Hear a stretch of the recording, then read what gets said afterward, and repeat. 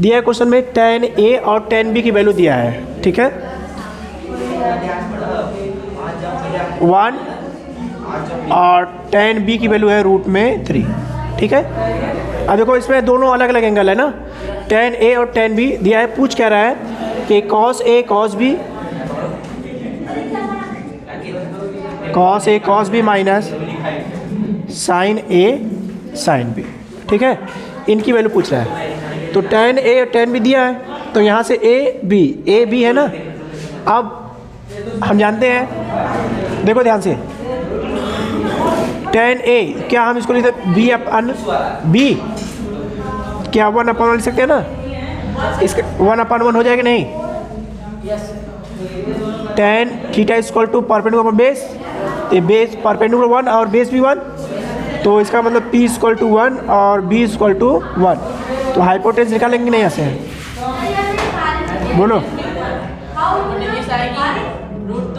1 + 1 ये हो जाएगा ना, तो हो जाएगा स्क्वायर, तो एच की वैल्यू √2। तो यहाँ से हमने 3 चीज़ निकाल लिया। तो साइन A कितना हो जाएगा, हाँ P/H। तो P की वैल्यू क्या है 1 और H की वैल्यू, अब cos A क्या हो जाएगा B/H, तो ये जाएगा 1/√, ठीक। ये तो A के केस में हो गया। और ये tan B पर,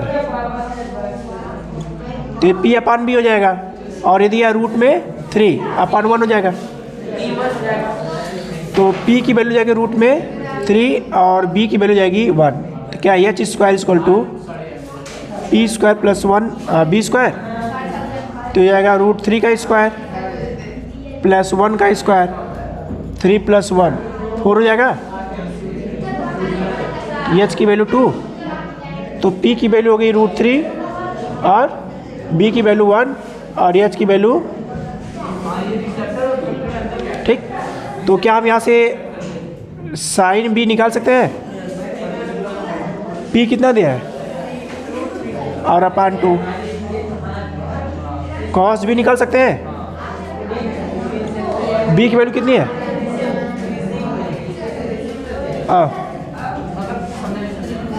ठीक। अब ये वैल्यू उठा के इसमें पुट कर दीजिए, ठीक। तो cos A की वैल्यू कितना है, cos A 1/√, था ना। cos B की वैल्यू कितना है 1/2। sin A की वैल्यू, cos B की वैल्यू, हाँ, और इसकी वैल्यू cos B,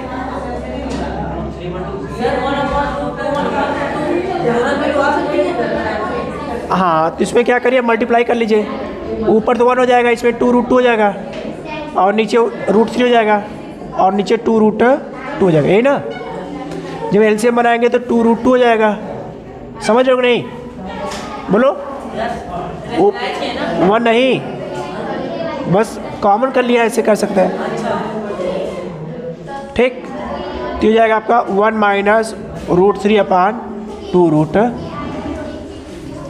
ठीक। कहाँ नहीं समझे बताओ। अरे उसमें tan A और tan B दिया था और पूछा इसकी वैल्यू बताओ, ठीक। तो हमने tan A और tan B के हेल्प से sin A cos A निकाला, फिर sin B cos B निकाला। अब उठा के इसमें sin cos A cos B रख दिया, sin A sin B रख दिया। पुट करने के बाद ये इसका आंसर है।